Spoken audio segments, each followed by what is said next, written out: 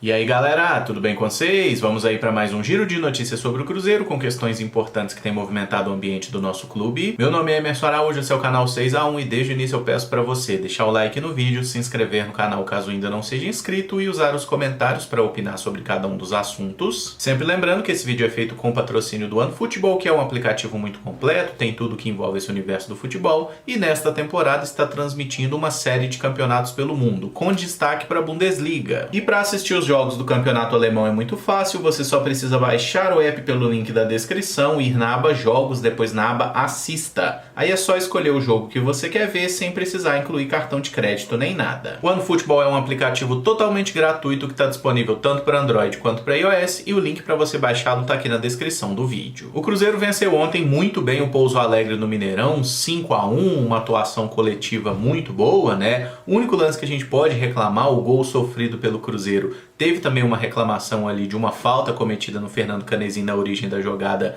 que a arbitragem não observou, e o Cruzeiro teve alguma dificuldade no primeiro tempo para criar as oportunidades, mas o time foi tranquilo e a partir do momento que os gols foram saindo, né, a gente abre o placar, toma um empate, faz o segundo gol, a segunda etapa foi bem tranquila e foi uma vitória muito justa. Essa goleada nos colocou na segunda posição na tabela com os mesmos 22 pontos do Atlético, mas superamos o time de São João del Rei no saldo de gols. No próximo sábado teremos a última rodada da fase classificatória em que enfrentaremos o Patrocinense, que luta contra o rebaixamento. A classificação para as semifinais já está garantida e no pior cenário possível o Cruzeiro terminará em terceiro lugar, né? Nem o quarto colocado pode mais nos alcançar. Existe uma possibilidade bem razoável do Cruzeiro ir para esse último jogo, que vai ser no sábado que vem fora de casa, com um time alternativo, né? Até porque a gente jogou ontem, joga na quarta agora pela Copa do Brasil, tem viagem longa e tudo mais. Então é bem provável que o Pessolano rode o elenco, opte por jogadores diferentes na última rodada, o que eu não vejo o menor problema ele fazer isso, mas é importante também a gente jogar buscando a vitória, né? Porque terminar em segundo lugar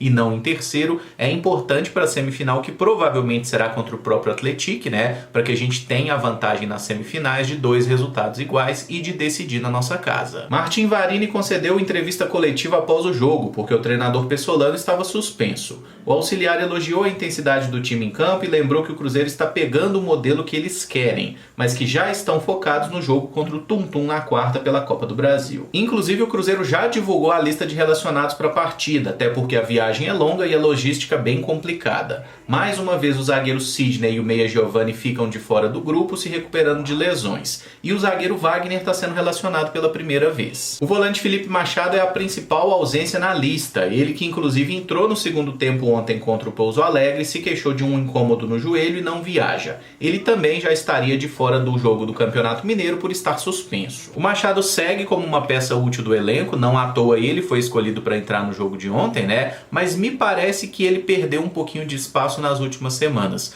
No clássico, por exemplo, o treinador optou pelo Pedro Castro como titular, o Pedro nem entrou no jogo de ontem, né? O Canezin parece ganhando cada vez mais espaço e pode se consolidar como titular do time, e o João Paulo, que ficou no banco no clássico, ontem teve uma atuação muito boa, né? Muito além dos 2 pênaltis convertidos. E não parece que o Machado teve nenhuma lesão grave, tá? Parece ser mais só uma pancada no joelho mesmo, como não estaria 100% para jogar porque o jogo já é na quarta, né? Fica de fora dessa viagem aí, ficará de fora do jogo do Mineiro, mas daqui a pouco vai estar à disposição, volta a ser uma opção do elenco. Continuo achando o Machado um jogador que comete muitos erros, né? Ontem teve até uma jogada que ele tentou driblar ali, a gente perdeu a bola, teve uma finalização já no segundo tempo. Acho que o Machado é um cara que precisa fazer o simples, né? Porque ele tem suas virtudes, por exemplo, o chute de fora da área, ainda que a maioria não acerte o gol, ele consegue criar jogadas de perigo, sabe fazer um cruzamento também. É um cara útil, mas eu acho que o fato dele não ser um jogador tão seguro pode fazer com que ele perca espaço em relação ao Pedro Castro e o próprio Canezin. Já o atacante Edu está de volta ao grupo. Ele cumpriu o protocolo pós-concussão, ficou uma semana fazendo treinamentos mais leves e agora viaja para o Maranhão com chance de ser titular. O Edu é o nosso camisa 9, acho que ninguém tem dúvida disso, mas eu não cravaria que ele vai ser titular no jogo contra o Tum Tum,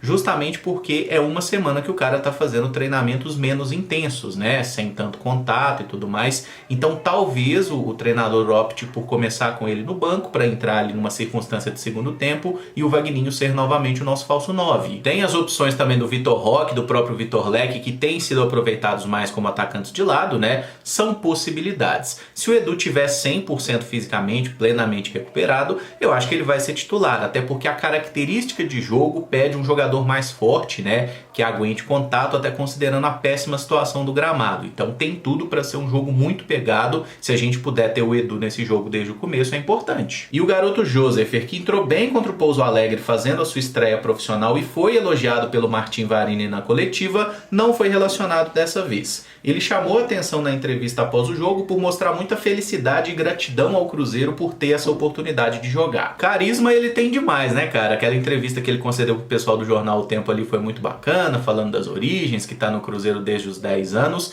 Eu, pelo menos, fico muito feliz quando eu vejo, assim, que o cara realmente quer estar no Cruzeiro, né? Não apenas jogadores da base, tem alguns jogadores como o próprio Edu, né, que recentemente foi contratado, que fala com muita alegria do fato de defender a camisa do Cruzeiro, e quando isso é de um moleque da base é ainda mais bacana. E o fato dele não ter sido relacionado para esse jogo, eu acho que tem tudo a ver com o trabalho da comissão técnica, né? Olha qual é a perspectiva dessa partida. Um jogador super leve como o Josefer, que gosta de conduzir a bola, de driblar, de partir para cima e tudo mais. Então é um tipo de jogador que naturalmente ele vai precisar de um gramado em mínimas condições. A gente não vai ter isso na partida contra o Tum Tum. É gramado ruim e parece que ainda tem previsão do tempo de chuva. Então é um jogo que, digamos assim, não condiz com as características desse jogador. É um cara que está começando agora no futebol profissional e por isso mesmo acho que a comissão técnica está fazendo certo, tem que ir com calma com ele e colocando aos poucos, né? Até porque a gente conhece como que é grande a paciência da torcida do Cruzeiro. Um bom exemplo disso é o Rafael Santos, que muita gente cravava que não servia para o Cruzeiro em 2019 e 2020. Ele marcou ontem o seu primeiro gol pelo clube e soma ainda 3 assistências em 10 jogos nessa temporada.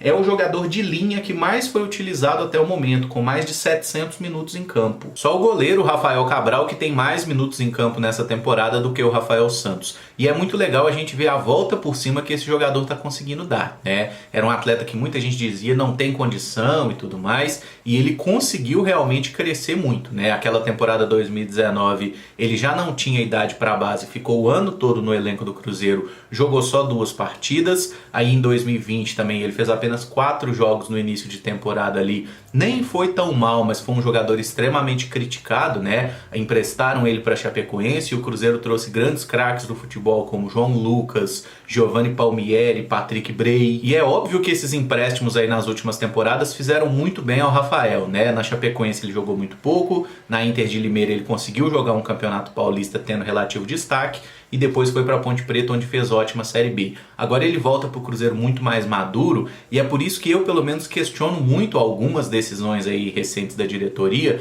de dispensar jovens jogadores, né? Sendo que muitas vezes, se você empresta esse cara, ele pode jogar bem no outro lugar e voltar muito mais pronto para te ajudar no futuro. Isso é também valorizar o patrimônio do clube, né? O Rafael Santos recentemente completou 24 anos, é um cara jovem que pode nos ajudar bastante e eventualmente pode até ser negociado mais para frente, valeu uma grana também. É um lateral que está muito bem até agora, justamente na temporada que a gente trouxe também o Bidu, né? Que em tese chegaria para ser o titular, mas está ficando no banco do Rafael merecidamente. Ronaldo esteve no Mineirão e considerou que apesar do placar elástico, não foi um dos melhores jogos do Cruzeiro, mas que o foco é a Série B para conseguir buscar o acesso para a elite nacional e que o time está no caminho certo. Nessa aí eu achei que o Ronaldo ele incorporou a postura de chefe, né? Porque patrão que às vezes tem essa, né? A galera bate a meta, consegue cumprir todos os objetivos ali, aí ele não fez mais que obrigação, aí não sei o que, podia ser melhor. É claro que podia ser melhor, mas a atuação do Cruzeiro ela foi do início ao fim uma atuação muito consistente, a gente conseguiu se impor